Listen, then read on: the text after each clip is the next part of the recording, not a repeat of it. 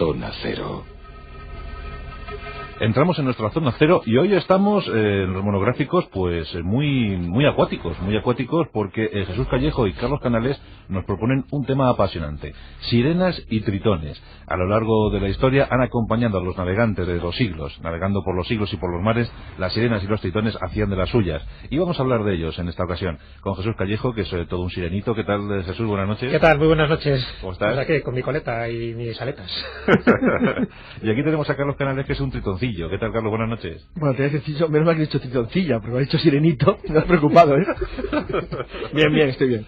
Aquí acuático. Bueno, pues estos sí que son seres y lugares en los que usted no cree, ¿no, Jesús? No, desde luego que tiene muchas vertientes, porque ya, la primera es la mitológica, ¿no? Siempre se habla de las sirenas y los tritones pues como seres fantásticos dentro del imaginario popular y que no han existido, salvo, pues eso, en distintos tratados o mamotretos supuestamente de biología medievales, donde hacían referencia al lado del hipopótamo y de la jirafa, pues también de las sirenas y los tritones. Pero también tiene ese componente criptozoológico, que también es apasionante, ¿no? La cantidad de avistamientos que ha habido de seres que han identificado como sirenas, es decir, de medio torso para arriba humano y medio torso para abajo de pez, pues es lo que ha hecho creer, ¿no?, a muchos marineros y a gente pues supuestamente muy avezada en las lides oceánicas, para pensar que no era ninguno de los animales conocidos, sino que estamos hablando de una criatura pues mitad humana, mitad pescado, que hacía de las suyas y que en algunos casos ayudaba y en otros casos perjudicaba a los marineros. Entonces, que hay de verdad en todo eso, es lo que ha originado muchísimas leyendas. En todo caso, Carlos, no son seres medievales. Hombre, es obvio que no. Mi familia, por parte de mi abuela materna, desde el Yérganes, pues está bien claro que como tengo descendientes en el único pueblo del mundo que tiene un hombre pez entre sus con famosos conciudadanos, pues evidente que esto no se trata de una leyenda.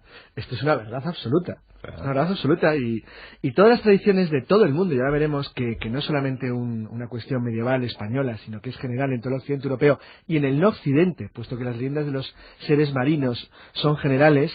Hablan de una especie de especie paralela a la nuestra que vive en el mar y que es capaz de mezclarse con los seres humanos.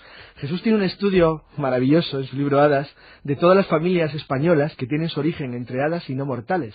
Perdón, entre hadas y mortales. Entonces, entre ellos hay varias familias españolas, que me acuerdo que colaboré con él porque hice la heráldica de los dibujos, donde la familia no solamente tiene un origen mítico en el mundo de las hadas, sino que ese hada, o es tanto de naturaleza masculina, un tritón, como femenina, una sirena, viene del mar.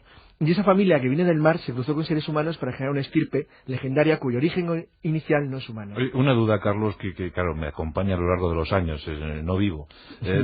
¿Los tritones y las sirenas pueden tener ayuntamiento?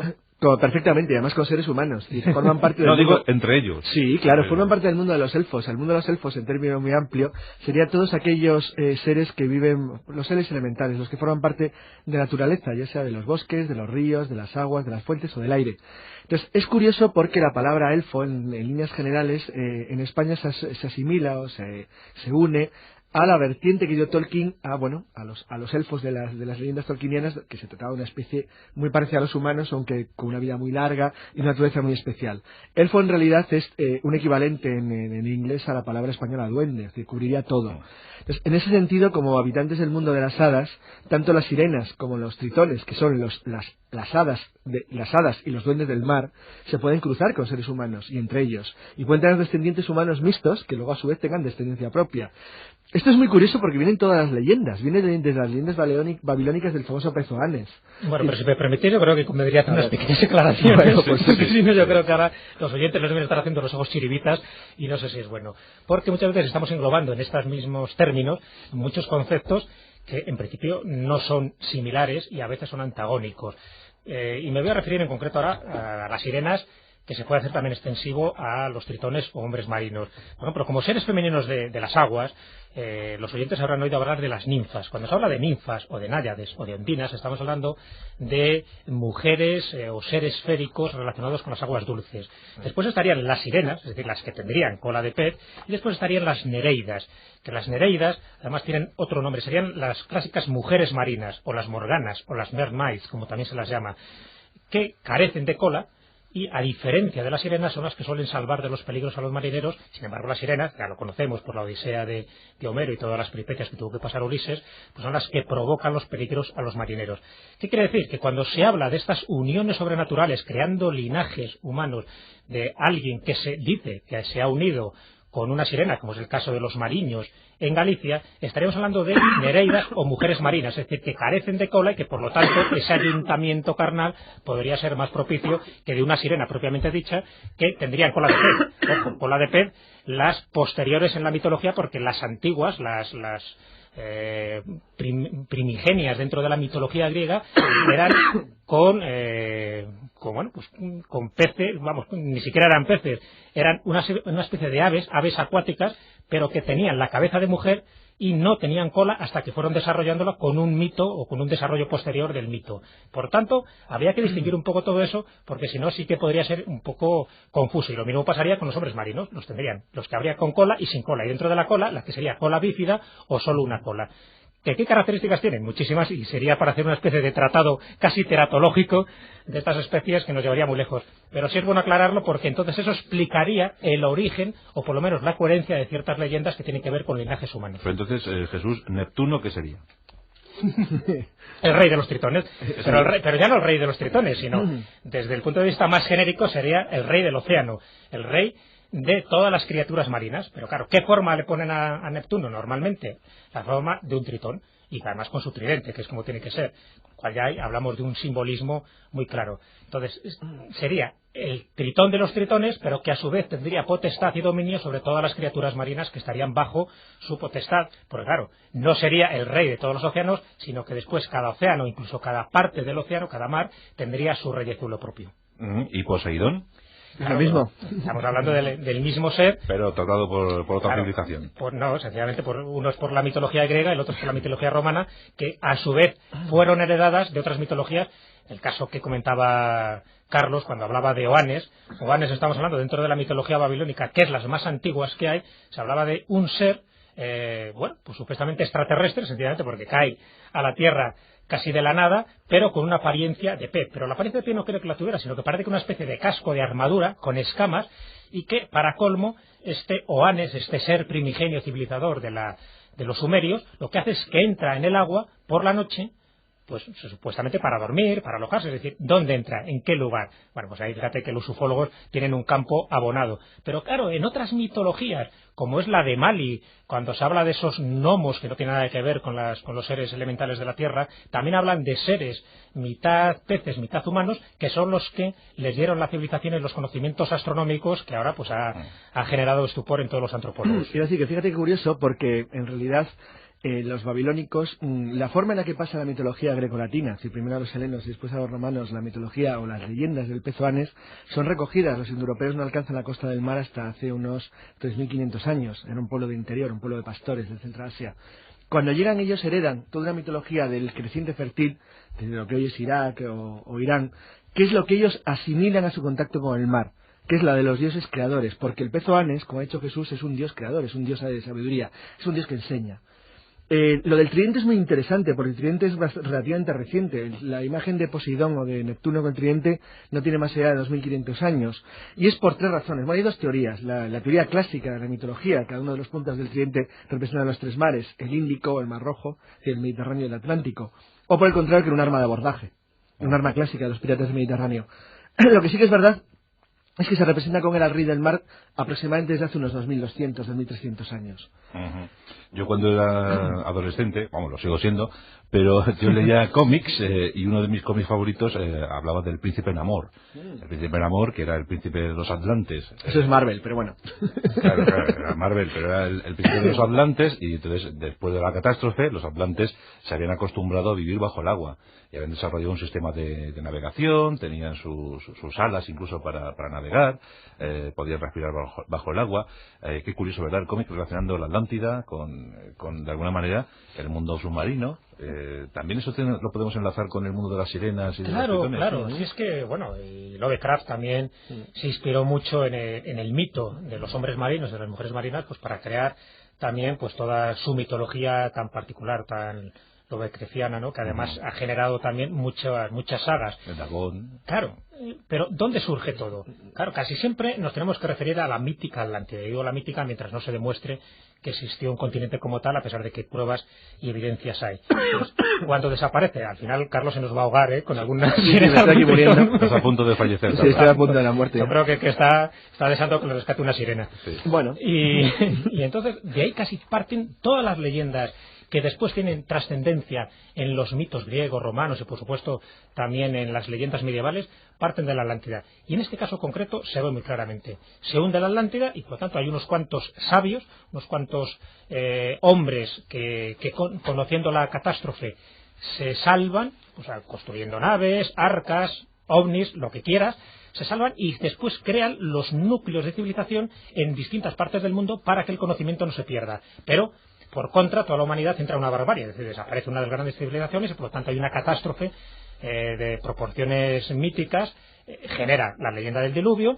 y también genera que aquellas personas que murieron ahogadas, no todas perecieron de una forma física, sino que se convirtieron en una especie de submundo paralelo, una especie de raza de seres marinos. Mutaron. Que exactamente mutaron, como una de las películas de Kevin Costner que intenta representar eso, y periódicamente se dejan ver, periódicamente también salen a la Tierra, se unen con mujeres o hombres carnales y producen pues linajes que luego pues tienen unas consecuencias en los escudos heráldicos y en otros lugares. Entonces es un tema tan atractivo que las variantes son infinitas, porque hasta se han falsificado hombres marinos como atracciones de feria. Los garadiablos eran rayas perfectamente disecadas, manipuladas para crearles bracitos y piernas y presentarlos como seres o descendientes de esta raza marina, de estos profundos, de los, como así los llamaba Lovecraft, y que han generado pues multitud de leyendas. Pero claro, si también lo unimos a que muchos de los avistamientos de sirena y mucho más de tritones tenían que ver con especies, con cetáceos conocidos, ya no digo lo de Cristóbal Colón, ¿no? Cuando en su diario del 9 de enero de 1493 pues hace esa referencia a 3 sirenas de aspecto bruno, pues evidentemente se estaba refiriendo a los manatíes o vacas marinas del Caribe. Pero claro, estas equivocaciones eran muy lógicas en marineros, con una abstinencia lógica después de meses o años de travesía. Que veían al manatí y... Claro, el manatí es verdad que tiene pues unas protuberancias mamarias, que me imagino con el fervor amoroso y de estos marineros que no tocaban hembra durante meses, pues veían una mujer, esas mujeres son brunas, como los describía Cristóbal Colón. Vamos, el manatí o una palmera, vamos. O lo que fuera. Y si le ponías una falda, y te cuento, ¿no?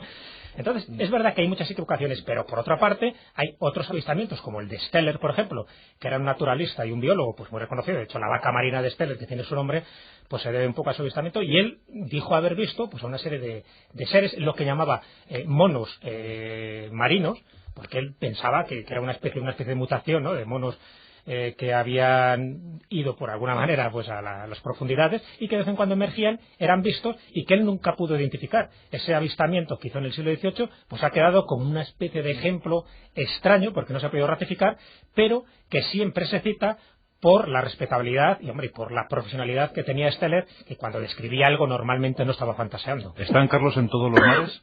Sí, en todos, y en todas las leyendas, además de todo el mundo. Si nos referimos a la nuestra, la cultura romana o helenística, la latina, realmente es curioso porque hay como 3 estirpes, 3 reinos. Y además es verdad, porque generan cada una de las 3 variantes. Es decir, el mundo nuestro, el mundo de Júpiter, el mundo de Zeus, el mundo del mar, el de Poseidón, Neptuno, o el de Caronte, que son los infiernos debajo de la tierra, al cual algún día dedicaremos un programa.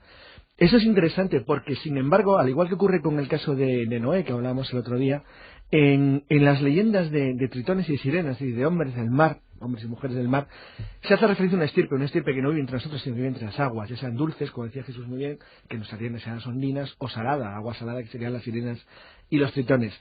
Se da por hecho que esa estirpe existe, es común a nosotros y puede tener descendencia con nosotros. No nos gobierna, pero gobierna en el mar. Pero, independientemente de eso, como seres más o menos vinculados a nosotros, pueden tener relación con nosotros y nos pueden enseñar. Es fascinante cómo en la forma de la generación de las leyendas de las sirenas y los tritones aparecen de la misma manera que los dioses del cielo, y Jesús ha citado el caso de Mari, que no tiene mar. Es decir, y es que se trata de dioses que enseñan, de dioses que nos cultivan, o han enseñado la agricultura, la geometría y la arquitectura a los babilonios. Él vivía en un supuesto mundo idílico al otro lado de las montañas de Arabia, de donde llegó de la nada a través de el cielo para caer en el mar.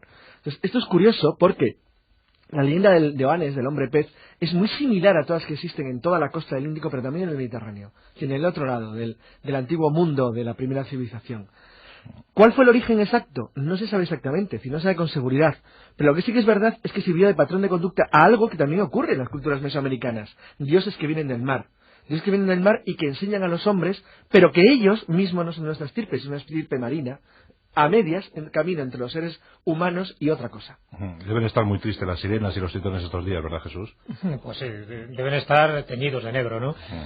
Y no solo ahora, sino lo que les queda, porque sabes que todavía bastantes barcos piratas y bastantes barcos de muerte, unicascos, que siguen ahí por los mares y, por supuesto, pues destrozando con su depósito mortal cuando se derrama, como se ha derramado, pues destrozando y matando pues cantidad de especies marinas a las que apenas tendremos referencia porque van matando a medida que se va hundiendo el petróleo, y entonces eso sí que entristece. De hecho, siempre la leyenda romántica y naturalista que tienen los elfos y las sirenas también, ¿no? Porque como habitantes siempre de la naturaleza y como defensores y protectores del mundo natural, pues siempre se ha dicho eso, que cada vez se ven menos hadas, cada vez se ven menos duendes, sencillamente porque su hábitat natural cada vez está más contaminado, hay mucho más ruido, más polución, intentan evitar ese contacto con los humanos, y ahí que se están relegando a zonas pues más recónditas dentro de ese mundo paralelo, ¿no? Que tampoco es visible para el ser humano, pero cada vez en zonas más recónditas porque ven que aquello que tenga que ver con lo humano, con la civilización, con el progreso, a ellos les está matando, y por desgracia no solo a ellos sino también a nosotros. Sirenas y tritones, las hadas y los elfos del mar, con Jesús Callejo y Carlos Canales, que afortunadamente ha sobrevivido a este monográfico. Sí, estoy mal, pero sobrevivo. Pues muchas gracias y nada, a vuestra piscina. Muy bien. Hasta luego.